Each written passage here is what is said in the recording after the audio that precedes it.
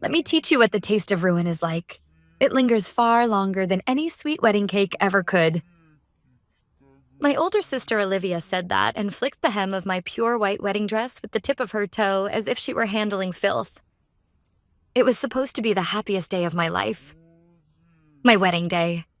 But what drifted through the bride's waiting room was anything but celebratory. Are you listening, Megan?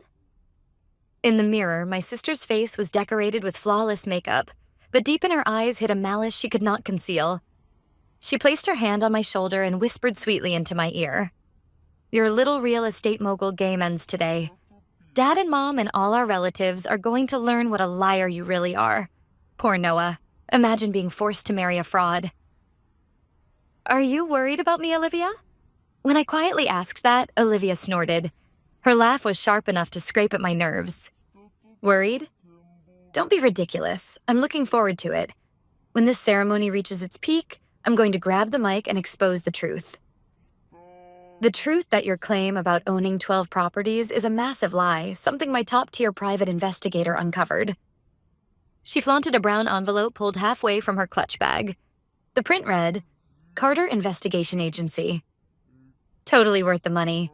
That investigator is really brilliant. With a triumphant expression, Olivia tilted her champagne glass. The jewelry she wore sparkled as if it had gathered every beam of light in the room. Just one of her rings could probably swallow an average family's annual income. The scent of money always clung to her. Not the scent of sweat-earned money, but something sweeter. Rotten, like a fruit swollen by feeding on other people's desires. Carter Investigation. I've heard of them. I heard they're very skilled. I forced myself to answer in a calm tone. Please, what would you know? Someone like you could never afford professionals of their caliber? According to the report he compiled, your assets are empty. Everything was fabricated, and I'm going to display every bit of that evidence on the projector during my speech. Right there in front of every relative who's watching. A scene from last month's family gathering flashed through my mind. This AI-powered trading system is available only to a select group. My sister had said that, as she proudly showed her tablet screen to our relatives. My aunt and uncle, who were looking for a way to invest their retirement funds, leaned forward eagerly, drawn in by Olivia's sweet promises of 20% annual returns guaranteed and principal protection. She wasn't seeing them as beloved relatives. To her, they were simply her next targets to bankroll her luxurious lifestyle. I see. That certainly sounds like a dramatic performance. Right? You should thank me. I'm giving your boring life the biggest spotlight it will ever get. Pretending to check my hairstyle one last time, Olivia deliberately messed it up before heading toward the door. Well then, dear sister, enjoy the feeling of being a so-called success. Because in less than 2 hours, you'll go back to being nothing more than a pitiful liar. The door closed with a heavy, echoing thud. Silence returned to the room. I slowly exhaled. It wasn't because I had been trembling with fear. I had simply been desperately holding back the laughter bubbling up inside me. Olivia firmly believed that the report from the top-class investigator Carter, sealed inside that brown envelope, was the ticket that would plunge me into hell. But what if the destination of that ticket wasn't the place she intended? Outside the window, fierce winds were blowing. 8 years ago, when I left home, the weather had been just like this. With my family's cold stares and their words, "You're incapable of anything," pressed against my back. Back then, I had truly been powerless. Real estate investment was nothing more than a distant dream. No savings, no credibility, only determination and a burning desire to prove them wrong. But I am no longer that person. In my pocket are 12 keys I've built from scratch, and those keys are the one and only armor strong enough to deflect any malicious words thrown my way. Megan? With a gentle knock, another door opened. It was the other protagonist of today, my fiancé Noah. It wasn't the first time I had seen him in a tuxedo, but he looked more handsome than ever then. In his gentle eyes were love for me and a quiet concern about my sister's reckless behavior. Are you all right? I saw Olivia leaving. Did she say something? Noah took my hand with a worried expression. His warm hand enveloped my chilled fingertips. Yes, the usual. She was very enthusiastic. She said she was going to expose my lies and end my life. Lies, huh? Noah gave a wry smile. She still doesn't believe how many hours you've spent restoring those properties. I wonder what will happen when she learns the truth. Who knows? But I'm sure it'll be a party no one forgets. I stood beside him and slowly left the waiting room. As we reached the doors of the hall, Noah spoke. Are you really prepared? Today might permanently change your relationship with your family? Noah looked at me with a serious gaze. He knew. He knew how troublesome my family was and how much they had dismissed me. And he knew that my sister was preparing to attack me publicly. There's no going back, Noah. I've run away enough. I've hidden enough. Today, everything comes to light. I clenched the hem of my dress. All right, if that's what you've decided, then I'll be your shield until the very end. Noah squeezed my hand tightly. Thank you, Noah. But I may not need a shield. The truth itself should be the strongest weapon. I lowered my veil. My vision became softly blurred by the thin lace overlaying my sight. But beyond it lay a reality that was about to tear apart the false peace my family had been clinging to. This was a wedding, and in a sense, also a funeral. A funeral for my weaker past, and for my sister's arrogant fantasy. The doors opened. The pipe organ began to sound, ringing out like the trumpet of judgment.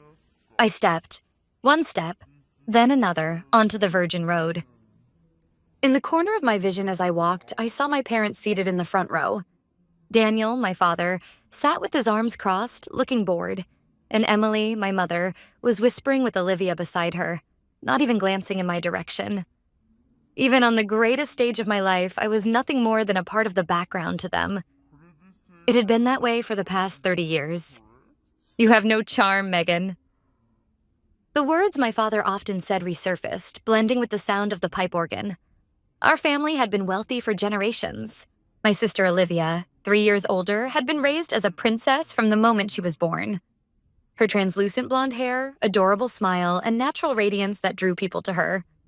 Meanwhile, plain and serious me existed only in her shadow.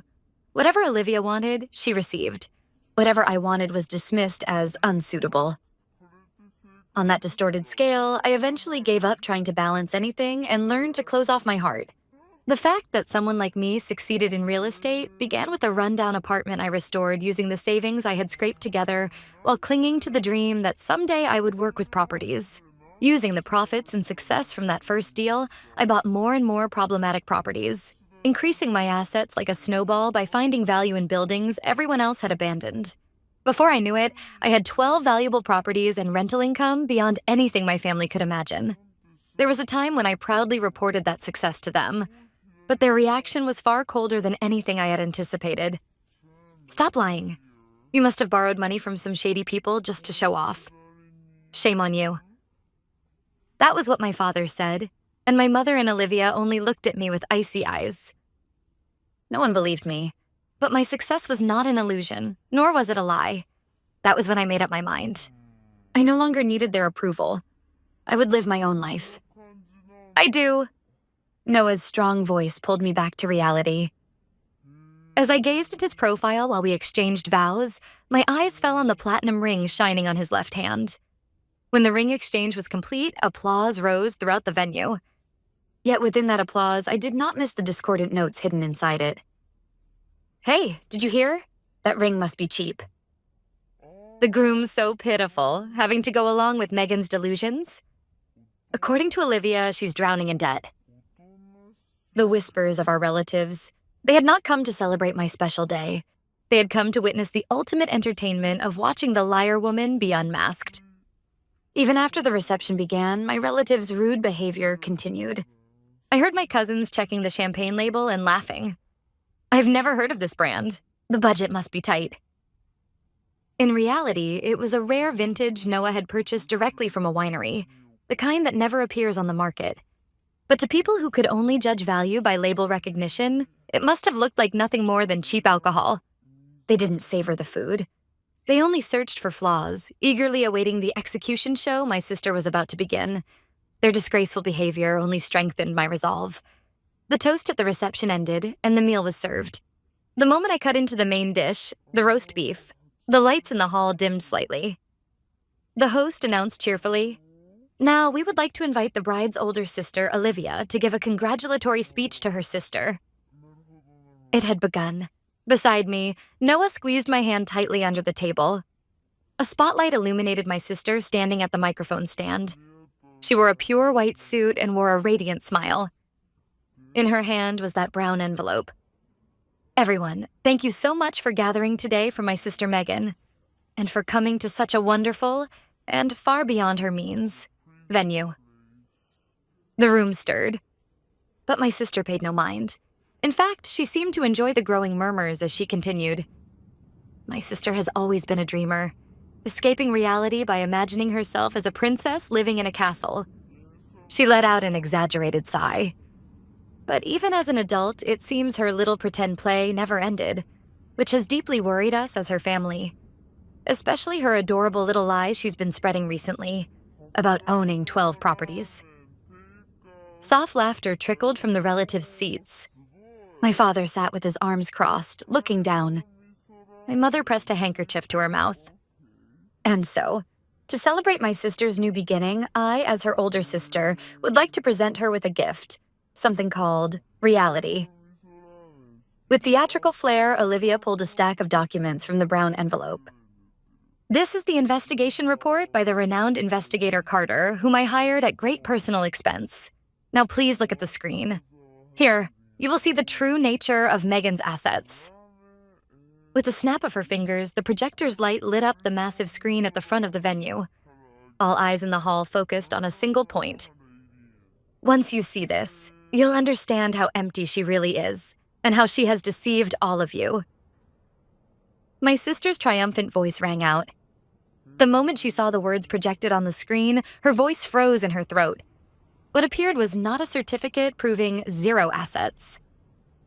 Next to my photo, the headline displayed in large letters read, "Subject of investigation, Megan Montgomery, list of owned properties, total 12. And below that were rows of property photos and addresses. The first apartment building, the third office building, the commercial facility downtown, and finally the building where the Carter Investigation Agency was located. Huh? My sister's foolish voice echoed through the hall via the microphone. What is this? This is wrong. Hey, the slide is wrong. She yelled at the projection operator in panic, but the screen did not change. Instead, the next slide advanced automatically. It showed a graph listing each property's valuation and the combined annual rental income. The numbers were so enormous that everyone in the hall gasped.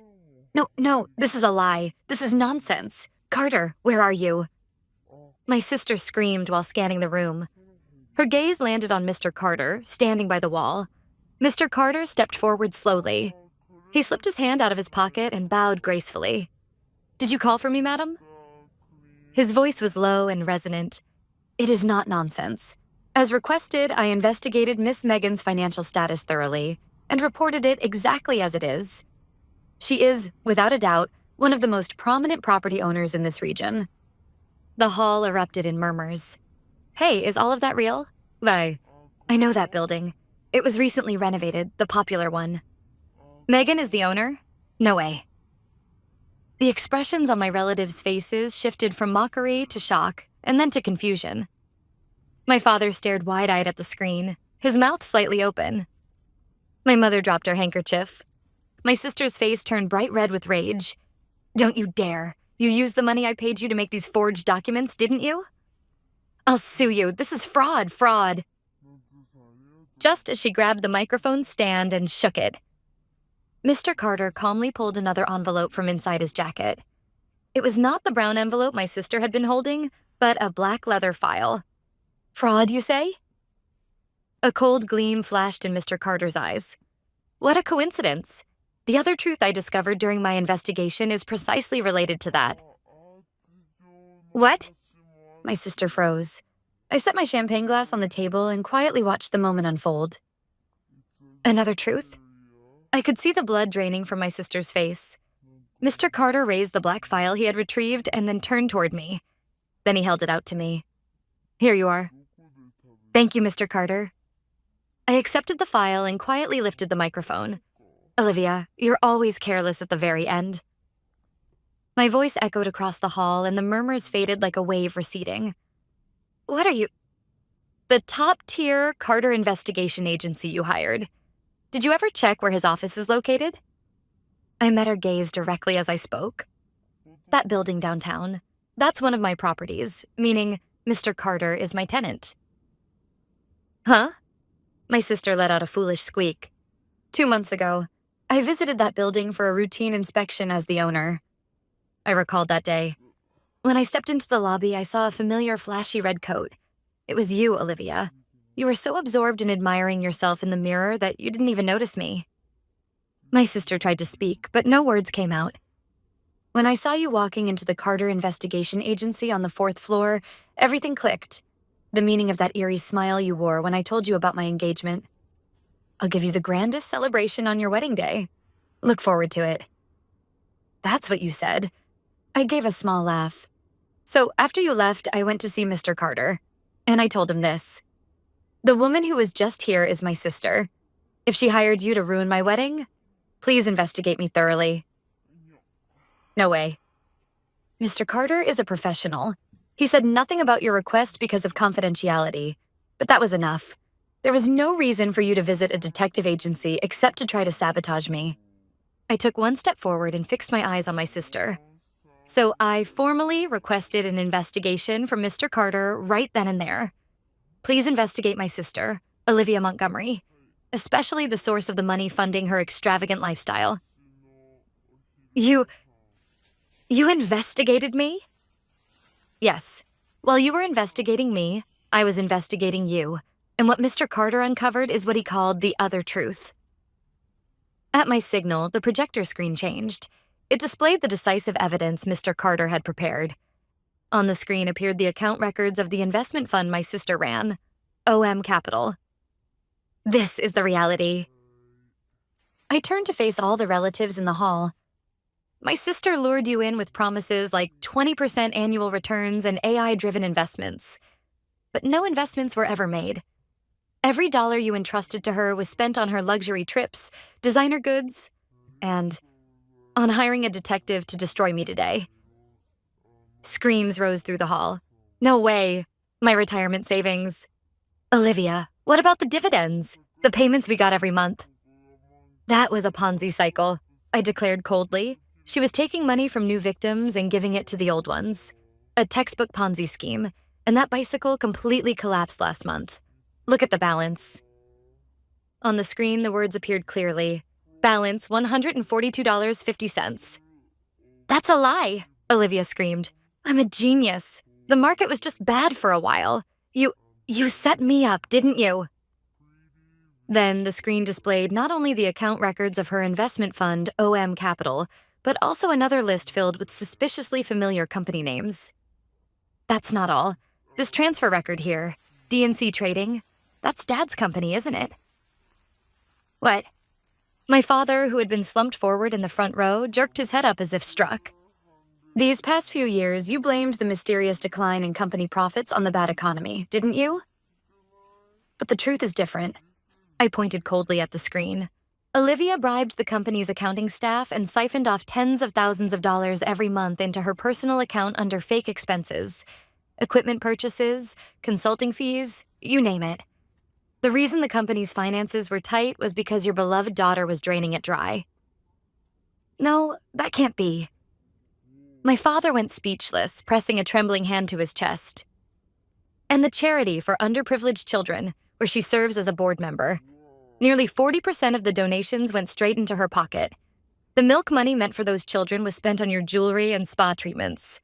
That's embezzlement in its purest form. Cries of shock burst from around the hall. The fact that she had not only run an investment scam, but also stolen from the family company and even from children's donations sharpened the contempt in everyone's eyes. It's a lie. All of it is fabricated, as if I'd ever exploit Dad's company. My sister shrieked, her face fiery red, and slammed the wineglass onto the floor.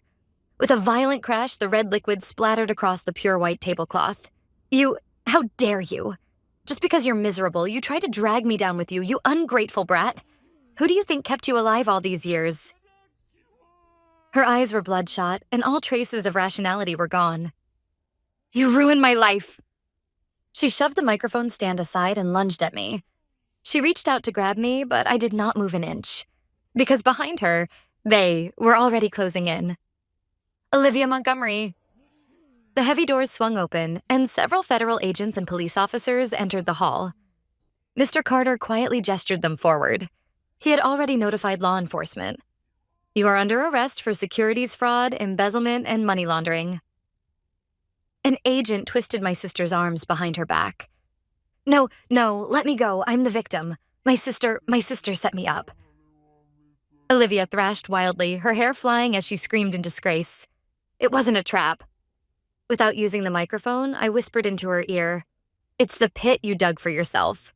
When you try to build a castle on someone else's misery, it collapses from beneath your feet." The metallic click of the handcuffs echoed sharply. The dry sound was like a bell signaling the end of her vanity-filled life. Megan, help me."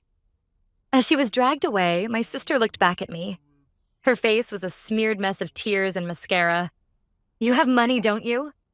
You're the real estate queen, aren't you? Pay my bail, hire me a lawyer. We're family, aren't we?"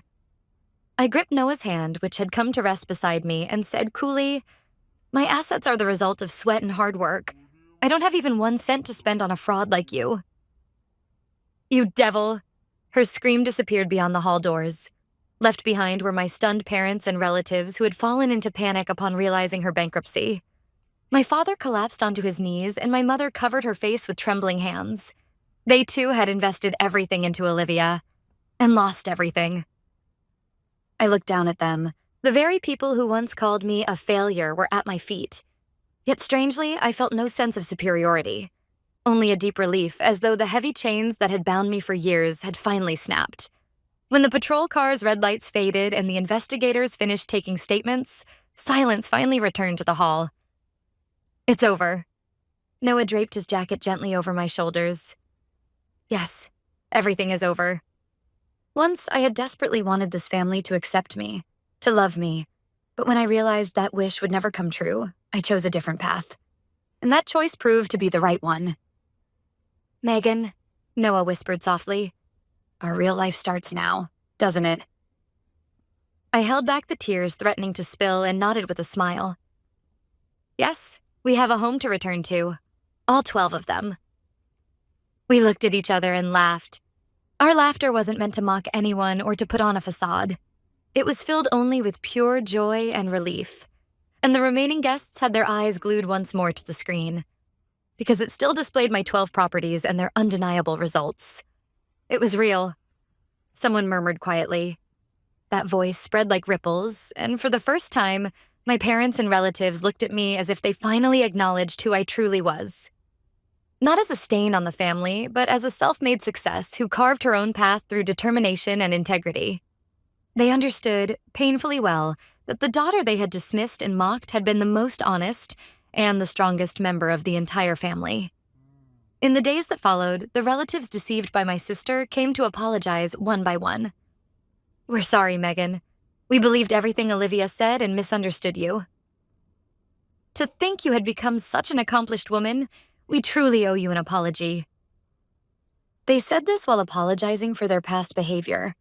I accepted their apologies quietly. They too had been victims of my sister's lies, and they were only now learning the truth. 6 months later, my sister Olivia was sentenced to 15 years in prison.